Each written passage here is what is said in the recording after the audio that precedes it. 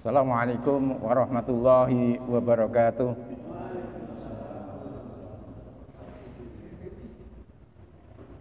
Ibu-ibu, bapak-bapak, dan saudara-saudara sekalian, untuk pertama kali ini saya belum bisa menyampaikan materi yang sebenarnya sebagaimana yang diharapkan oleh takmir masjid, ya. Pada pertemuan yang pertama kali ini saya ingin menyampaikan pengantarnya saja, ya. Jadi saya menyampaikan dasar-dasarnya dulu supaya kita bisa memahami untuk materi-materi selanjutnya, ya. Sebagaimana kita ketahui bahwa Muhammadiyah, ya, itu didirikan oleh Kyai Haji Ahmad Dahlan pada tanggal 18 November 1912 bertepatan dengan 8 Zulhijjah 1330. Didirikannya di Yogyakarta, ya, ini.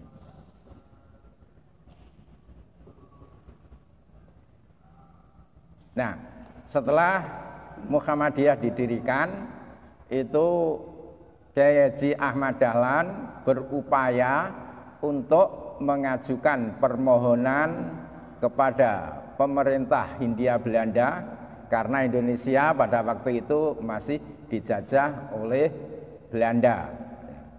Jadi dengan organisasi itu supaya mempunyai dasar yang kuat, ya, maka Ahmad Dahlan mengajukan permohonan supaya Muhammadiyah itu dinyatakan sebagai badan hukum. Kalau sudah sebagai badan hukum, itu mempunyai dasar yang kuat untuk berbuat hukum, untuk mempunyai harta dan sebagainya. Meskipun tahun 1912 diajukan, tetapi 2 tahun kemudian barulah diizinkan, diberi badan hukum, ya. Jadi sejak 1914 itu Muhammadiyah sudah sebagai badan hukum. Nah, badan hukum itu sudah mempunyai kedudukan sama dengan yayasan. Oleh karena itu di Muhammadiyah itu enggak ada yayasan. Ketika akan mendirikan lembaga pendidikan, mendirikan sekolah, mengajukan izin ke pemerintah, itu dasar yang digunakan adalah Muhammadiyah sebagai badan hukum ini, ya. Jadi enggak ada yayasan lagi. Mendirikan masjid dan sebagainya itu ya menggunakan Muhammadiyah sebagai badan hukum. Dan itu baru diperoleh tahun 1914, ya. Nah, tetapi dengan izin pada waktu itu dibatasi geraknya Muhammadiyah itu, aktivitasnya Muhammadiyah itu dibatasi hanya boleh dilakukan di Jogja saja, enggak boleh melakukan aktivitas di luar Jogja. Oleh karena itu kemudian Ahmad Dahlan itu menyiasati untuk di luar Jogja itu diadakan model pengajian-pengajian yang isinya adalah orang-orang Muhammadiyah dan yang dibahas juga tentang Muhammadiyah, ya. Nah, kemudian ya, pada tahun 1917, ya, itu ada Kongres Budi Utomo. Perlu diketahui bahwa Ahmad Dahlan itu juga menjadi anggota Budi Utomo. Nah, kebetulan kongresnya di Jogja, Muhammadiyah sebagai panitia yang Muhammadiyah menjadi tuan rumah yang menyelenggarakan Kongres Budi Utomo itu. Nah, pada waktu itu Ahmad Dahlan itu menyampaikan pidatonya, dan pidatonya itu menarik perhatian semua peserta Kongres Budi Utomo itu. Jadi karena mereka banyak tertarik, maka kemudian mereka menginginkan ya di wilayahnya masing-masing itu didirikan cabang Muhammadiyah. Ya. Jadi dengan Kongres Budi Utomo itu menguntungkan Muhammadiyah, karena banyak orang akhirnya tahu, oh apakah itu Muhammadiyah itu. Nah, dengan begitu maka Muhammadiyah diinginkan oleh para peserta itu supaya di daerahnya masing-masing itu bisa didirikan cabang Muhammadiyah. Sehingga pada waktu itu kemudian Muhammadiyah bisa luas, bisa didirikan di luar Jogja. Nah, atas permohonan dari para peserta kongres itu kemudian direspon oleh Muhammadiyah ya. Sehingga akhirnya berdirilah cabang-cabang Muhammadiyah di beberapa daerah di Jawa.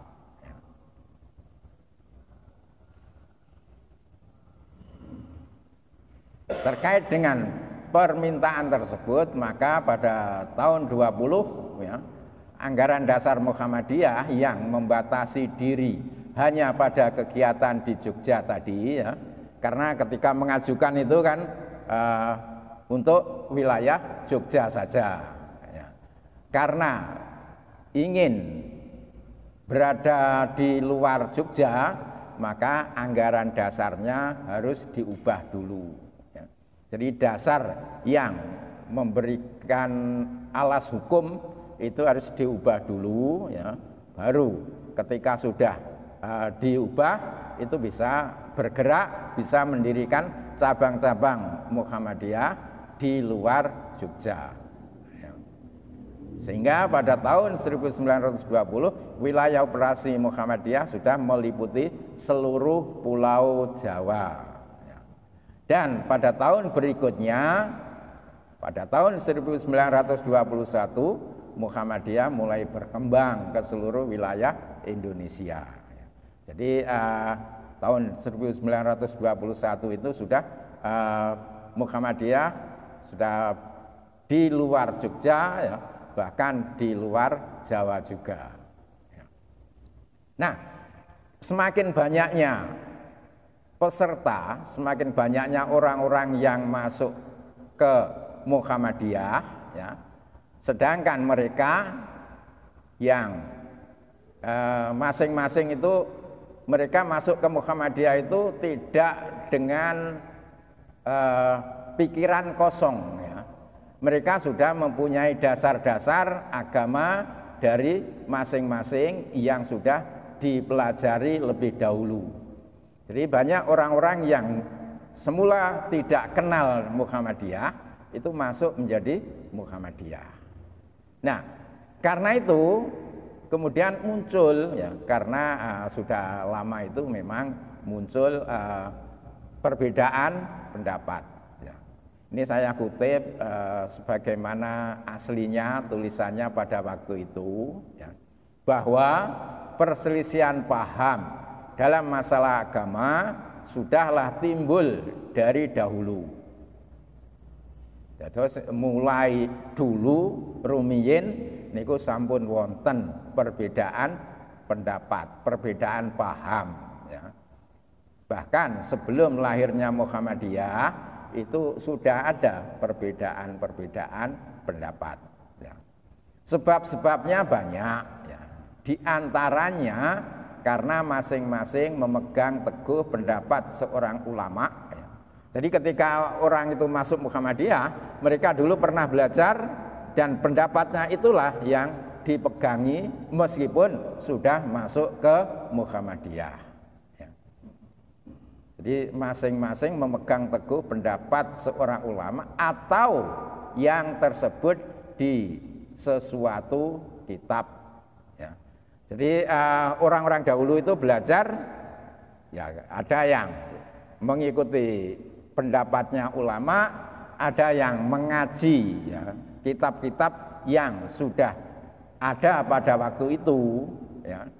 Jadi dengan begitu ketika masuk ke Muhammadiyah, mereka masih mempunyai pendapat sebagaimana yang pernah diperoleh sebelumnya. Dengan tidak suka menghabisi perselisihannya itu dengan musyawarah.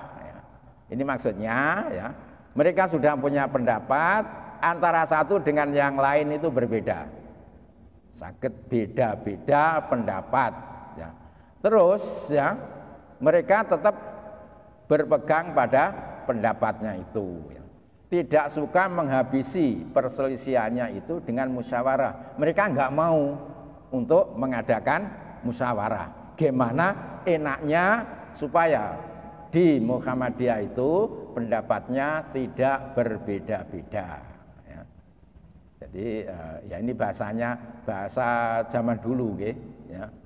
Ya kalau sekarang ya agak berbeda. Ya. Jadi tidak mau mengakhiri perbedaan itu, ya. Kemudian untuk bisa menggunakan dasar Al-Quran ya. Al-Quran yang merupakan perintah Tuhan Allah dan kepada hadis sunnah Rasulullah ya. Jadi sebelum di Muhammadiyah itu mereka sudah mempunyai pendapat, sehingga ketika sudah masuk ke Muhammadiyah mereka masih berpegang pada pendapatnya masing-masing ya. Dan belum mau mengadakan musyawarah ya. Kemudian tanggapan dari Muhammadiyahnya, oleh karena kita khawatir ya, adanya percekcokan dan perselisihan dalam Muhammadiyah tentang masalah agama itu ya, maka perlulah kita mendirikan majelis tarjih. Terus didirikannya majelis tarjih itu ya, asal usulnya karena adanya perbedaan-perbedaan pendapat antara para pemeluk Muhammadiyah ya. Jadi supaya itu enggak terus-menerus terjadi perselisihan, maka diupayakan berdirinya majelis tarjih ya. Nah, majelis tarjih itu untuk menimbang dan memilih dari segala masalah yang diperselisihkan itu yang masuk dalam kalangan Muhammadiyah. Mana yang kita anggap kuat dan berdalil benar dari Al-Quran dan hadis.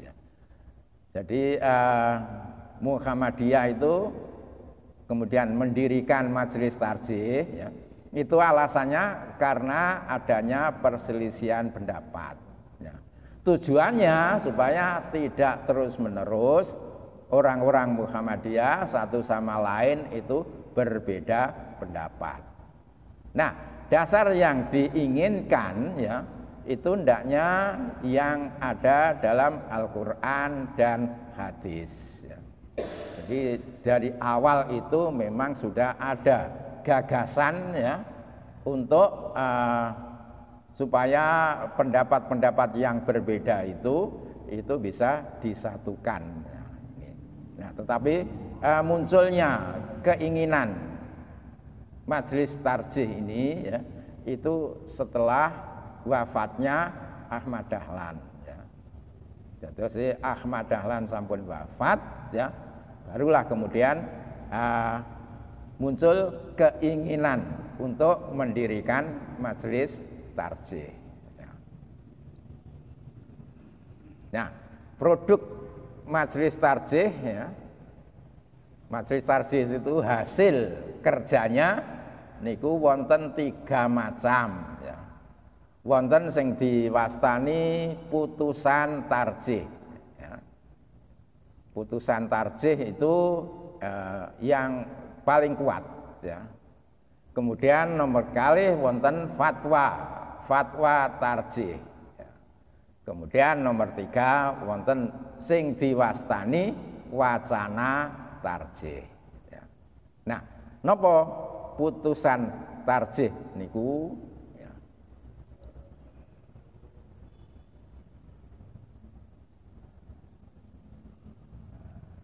Putusan tarjih adalah hasil musyawarah majelis tarjih yang telah ditanfid menjadi sikap resmi organisasi secara struktur dan secara formal mengikat Muhammadiyah sebagai sebuah institusi dan juga warga Muhammadiyah.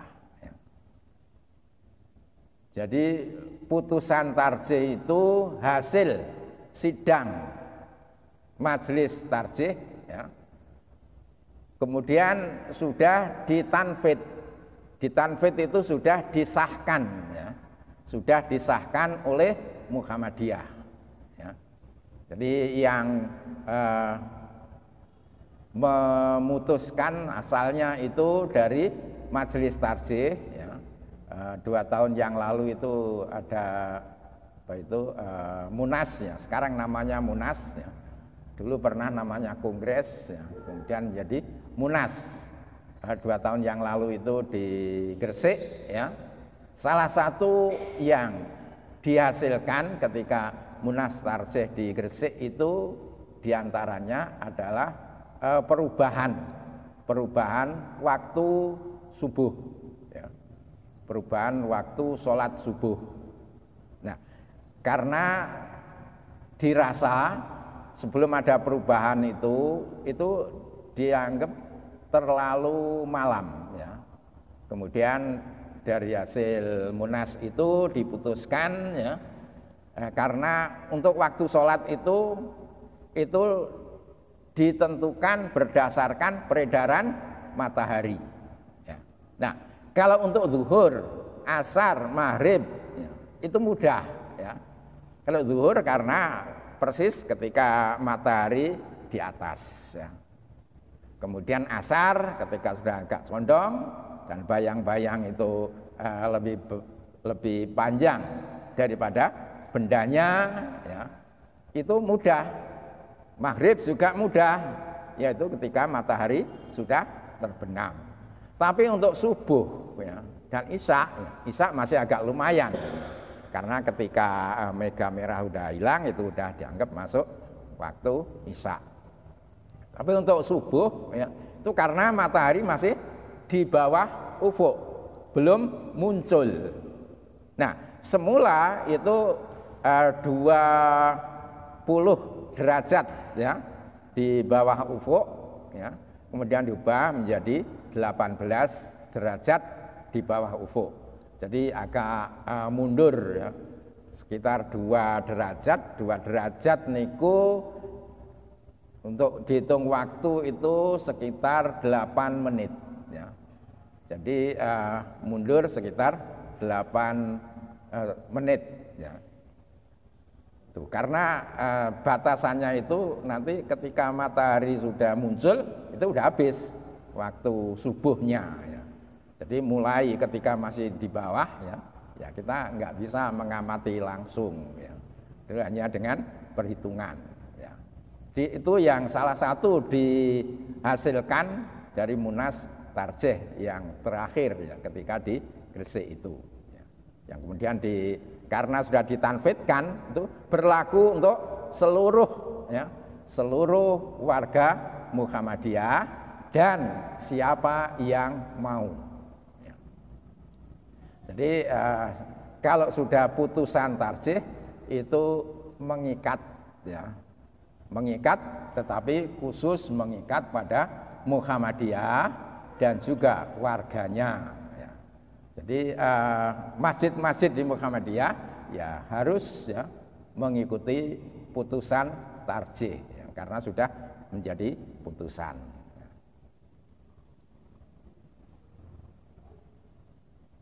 Putusan tarjih itu merupakan tuntunan untuk warga Muhammadiyah secara khusus dan juga umat Islam secara umum yang bersedia memahaminya tanpa paksaan.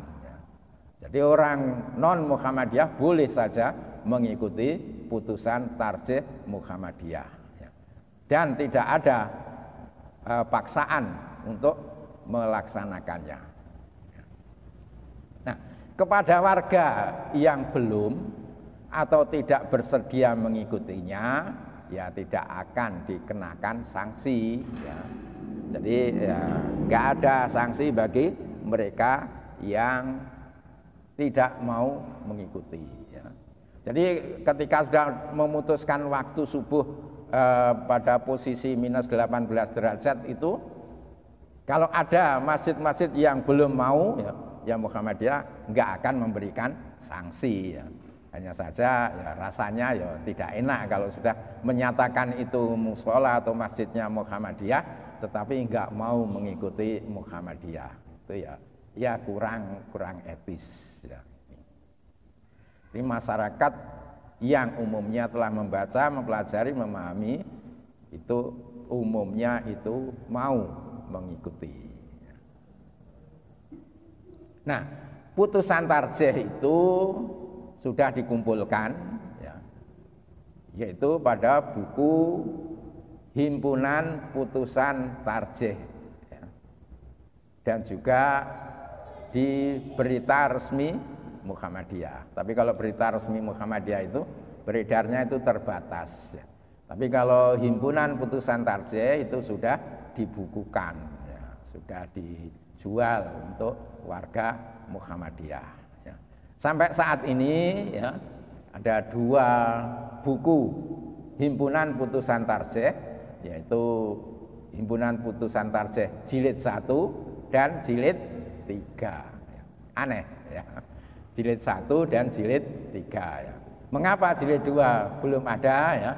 Itu konon itu masih belum ada kesepakatan keseluruhan yang akan dimasukkan di HPT jilid 2 itu, sehingga sampai saat ini masih belum diterbitkan HPT jilid 2. Tetapi untuk jilid 3 itu sudah, ya.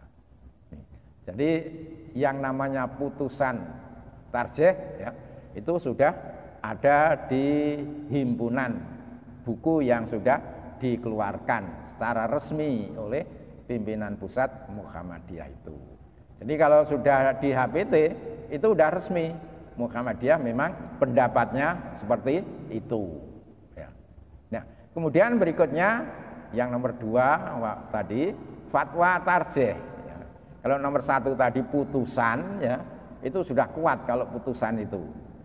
Kemudian kalau fatwa tarjih adalah jawaban atas pertanyaan-pertanyaan yang diajukan anggota Muhammadiyah khususnya dan atau masyarakat Indonesia umumnya tentang persoalan-persoalan yang membutuhkan penjelasan, penyelesaian hukum syariat, ya. Jadi fatwa itu merespon pertanyaan-pertanyaan dari masyarakat atau yang Muhammadiyah menganggap perlu, ya. Muhammadiyah menganggap perlu untuk memberikan respon, ya. Jadi fatwa ini kedudukannya masih di bawahnya putusan tadi, ya. Kalau fatwa itu berdasarkan yang ditanyakan atau Muhammadiyah menganggap perlu kemudian dibahas, ya. Namun demikian, produk fatwa yang dikeluarkan tidak diproduksi dengan mekanisme formal organisasi seperti putusan tarjih. Jadi kalau putusan tarjih itu dengan semacam kongres, ya, atau musyawarah nasional, ya. Tetapi kalau fatwa ini bisa lebih cepat keluar. Kalau ada pertanyaan kemudian dibahas, kalau sudah dianggap selesai, ya, kemudian disampaikan ke penanya dan juga dimuat di Suara Muhammadiyah, ya. Jadi di Suara Muhammadiyah itu biasanya memuat pertanyaan-pertanyaan yang disampaikan kepada majelis tarjih, ya. Oleh karena itu diharapkan ya warga Muhammadiyah itu bisa membaca ya suara Muhammadiyah. Meskipun yang dimuat di suara Muhammadiyah itu belum sampai namanya putusan, masih berupa fatwa. Ya. Jadi pertanyaan itu boleh diajukan langsung ke Majelis Tarjih, kirim surat ke Majelis Tarjih. Ya. Selanjutnya anggota dari pengurus Majelis Tarjih yang dipercaya diperintah mempersiapkan rancangan fatwa untuk dibahas pada waktu yang dijadwalkan. Jadi kalau ada pertanyaan, kemudian majelis mengutus salah seorang untuk menyiapkan rancangan untuk membahas ya pertanyaan-pertanyaan yang diajukan oleh warga Muhammadiyah atau bukan warga Muhammadiyah. Ya. Kemudian kalau sudah selesai dipersiapkan draftnya, kemudian jadwalnya ditetapkan, kemudian dibahas. Ya. Rancangan yang telah didiskusikan boleh jadi mengalami perubahan. Jadi salah satu tadi membuat konsepnya, kemudian ketika dibahas, nggak mesti konsep itu langsung disetujui, bisa berubah. Ya. Adanya masukan-masukan itu bisa mengalami perubahan. Ya. Nah, fatwa yang telah diputus final sudah disepakati dalam musyawarah tadi ya, dikirim langsung kepada penanya. Jadi yang tanya dikirimi ya. Atau dikirim ke redaksi Suara Muhammadiyah untuk dimuat di Suara Muhammadiyah ya. Kalau sudah lumayan banyak kemudian dibukukan ya. Dibukukan dalam buku yang diterbitkan oleh Suara Muhammadiyah yang diberi nama Tanya Jawab Agama. Itu sampai sekarang sudah ada 8 jilid ya, buku Tanya Jawab Agama. Itu juga memuat ya. Jadi yang dimuat di situ itu namanya masih fatwa tarjih ya. Belum menjadi putusan tarjih ya. Fatwa tarjih tidak mengikat Muhammadiyah sebagai organisasi maupun penanya atau anggota masyarakat lainnya, tetapi sangat baik apabila diikuti. Itu sunnah muakkad karena secara praktek berfungsi sebagai panduan bagi anggota Muhammadiyah. Jadi namanya fatwa itu belum wajib ya, belum wajib, tetapi bisa digunakan sebagai pedoman, sebagai tuntunan ya. Artinya kalaulah bertanya diberi jawaban kemudian enggak melaksanakan ya enggak apa-apa ya. Jadi fatwa itu masih belum mengikat ya. Ini. Kemudian wacana ya. Nah, wacana itu lebih rendah lagi ya. Kalau putusan itu sudah menjadi putusan Muhammadiyah, kalau fatwa itu merespon pertanyaan-pertanyaan, kalau wacana ini merupakan pendapat, opini informal yang tidak ada ketentuan pelaksanaannya secara eksplisit ya. Wacana tarjih merupakan ide, pemikiran atau pendapat tentang isu-isu kontemporer yang dikemukakan oleh majelis tarjih, baik dalam bentuk seminar, halaqah, dan forum yang lain. Pokoknya ketika ada seminar dan sebagainya, kemudian mengundang salah satu orang, kemudian menyampaikan pendapatnya ya, itu masih merupakan wacana ya. Wacana itu belum mengikat ya. Jadi belum merupakan putusan. Jam pinten diakhiri mengke? Jam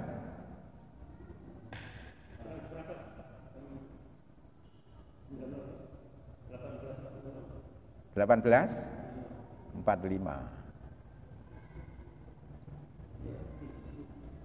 Sekarang masih 18.30, 15 menit lagi. Sekarang wawasan tarjih ya.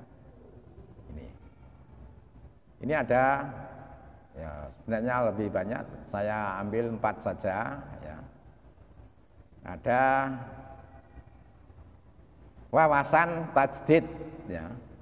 Ada wawasan toleransi, ada wawasan keterbukaan, ada wawasan tidak berafiliasi kepada mazhab tertentu ya. Ini wawasan dari tarjih di Muhammadiyah ya.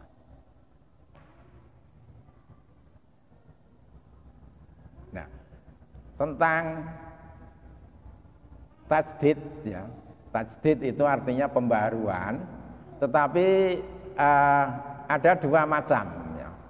Kalau di bidang ibadah ya, dan akidah ya, itu yang dinamakan tajdid itu pemurnian ya. Meskipun tajdid itu artinya pembaharuan, tetapi yang dimaksud ada pemurnian, memurnikan. Memurnikan itu diperiksa kembali ya, apakah itu sesuai ya, dengan dasar yang sudah diyakini oleh Muhammadiyah ataukah belum ya. Tuh. Kalau belum sesuai ya kemudian disesuaikan ya. Jadi akidah dan ibadah itu di Muhammadiyah itu harus ada dasarnya. Kalau belum ada dasarnya, biasanya Muhammadiyah tidak mau mengamalkan ya. Meskipun ada dasar ya, tetapi kalau itu ternyata hadis dhaif ya, itu Muhammadiyah nggak mau mengamalkan. Oleh karena itu di masyarakat ada beberapa amalan-amalan yang di Muhammadiyah nggak dilakukan ya. Itu karena Muhammadiyah menganggap dasarnya itu kurang kuat ya. Ya di Muhammadiyah itu dasar yang dianggap kuat itu Quran jelas ya. Kemudian kalau hadis ya, hadis yang makbulah, hadis yang makbul, yang bisa diterima, yaitu yang kedudukannya sebagai hadis sahih dan hadis hasan ya. Hadis dhaif dilihat-lihat, kalau ada banyak ya dan tidak bertentangan dengan hadis yang sahih atau yang hasan, maka bisa saja diamalkan ya. Jadi nanti juga ada itu. Kemudian di bidang muamalah itu yang di luar ibadah ya, di luar ibadah mahdhoh ya. Seperti melaksanakan apa itu hal-hal yang terkait dengan keduniaan ya, itu masuk kategori muamalah. Dalam hal muamalah itu dinamisasi ya. Mengikuti perkembangan zaman. Misalnya tentang model mukena ya, kerudung dan sebagainya, itu termasuk muamalah ya. Nah, muamalah itu boleh membuat kreasi ya, model gimana yang disenangi anak-anak dan sebagainya ya. Itu enggak apa-apa untuk muamalah. Tetapi untuk ibadah, akidah ya, itu harus sesuai dengan yang dasarnya kuat ya. Oleh karena itu kadang-kadang hal-hal tertentu di Muhammadiyah kok enggak diamalkan ya, karena Muhammadiyah menganggap enggak ada dasar yang kuat ya.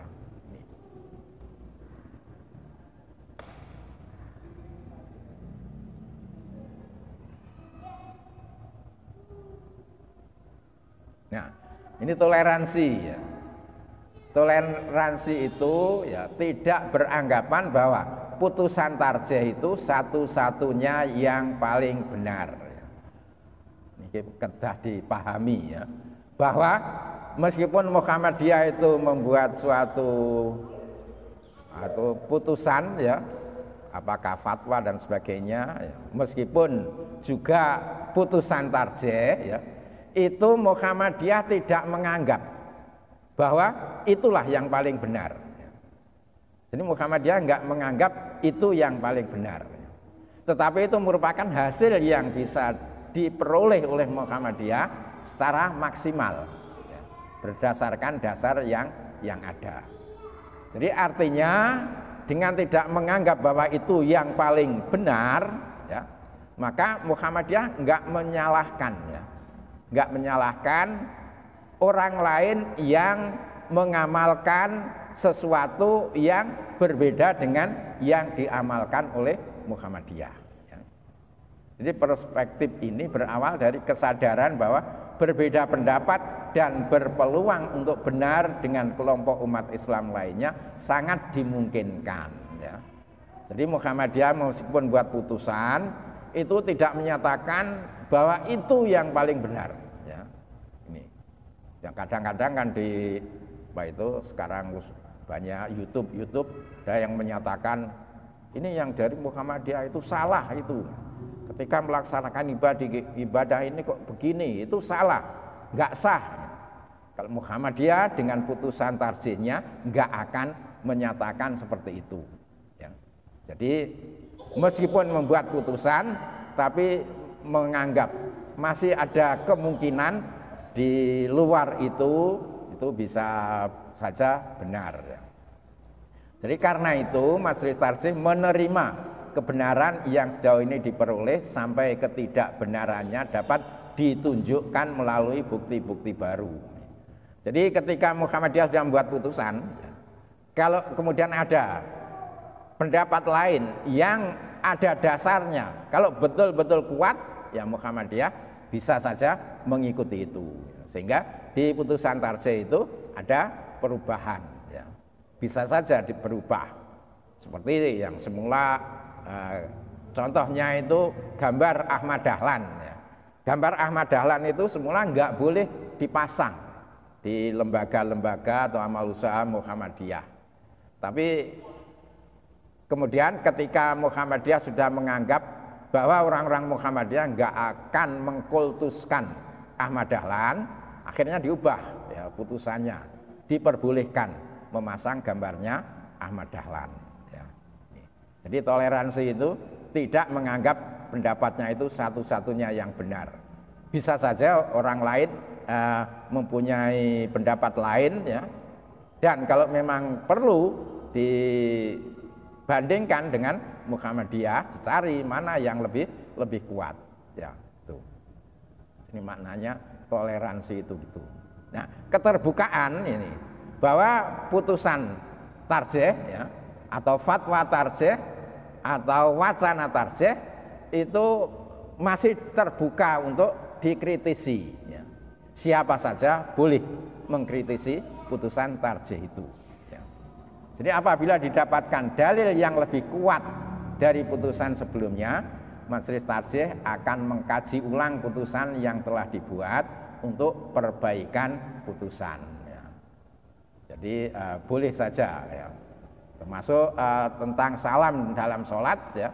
Itu semula Muhammadiyah memutuskan hanya satu macam, salam ke kanan dan ke kiri sampai pada wabarakatuh ya. Kemudian pada munas yang lain ya, kemudian ketika meneliti ulang ya, ternyata ada hadis-hadis yang lain yang juga dianggap sahih ya. Kemudian Muhammadiyah mengukuhkan yang lama itu, kemudian ada penambahan ya.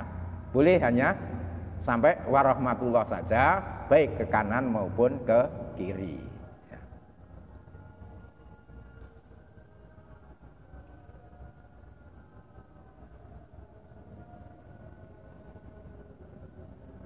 Tinggal dikit lagi. Nah, ini tidak berafiliasi kepada mazhab tertentu. Jadi Muhammadiyah enggak terikat dengan mazhab tertentu. Karena toh mazhab satu dengan yang lain itu pendapatnya berbeda-beda. Imam Malik ya dengan Imam Syafi'i itu kan antara guru dan murid. Imam Malik itu gurunya, Imam Syafi'i itu muridnya ya. Itu bisa saja pendapatnya berbeda. Imam Syafi'i dengan Ahmad bin Hambal, Imam Hambali ya. Imam Hambali itu muridnya Imam Syafi'i, itu bisa saja pendapatnya berbeda. Demikian pula Imam Abu Hanifah, Imam Hanafi itu mempunyai murid yang kemudian Imam Malik itu belajar kepada muridnya Abu Hanifah itu juga seringkali pendapatnya berbeda. Nah, oleh karena itu Muhammadiyah enggak terikat dengan mazhab manapun ya. Tetapi Muhammadiyah bebas. Boleh saja pendapat yang dilaksanakan Muhammadiyah itu ternyata sama dengan pendapatnya Abu Hanifah. Suatu saat dalam hal yang lain bisa saja pendapatnya sama dengan Imam Syafi'i. Dalam hal yang lain bisa saja pendapatnya sama dengan Imam Malik. Jadi nggak apa-apa Muhammadiyah seperti itu. Jadi nggak terikat ya dengan mazhab tertentu. Ya. Jadi itu bapak-bapak ya. Sebagai pengantar ya, mudah-mudahan kita bisa berlanjut ya, nanti bisa memasuki materi-materi yang baik yang sudah sering dibahas maupun hal-hal yang jarang kita dengarkan ya. Jadi mungkin itu ya yang saya sampaikan untuk yang pertama kali ini. Mudah-mudahan ini bisa dipahami ya, sehingga nantinya bisa untuk berlanjut ya. Kira-kira cukup ngaten? Napa wonten tanya jawab? Waktunya tinggal 3 menit kalau 45.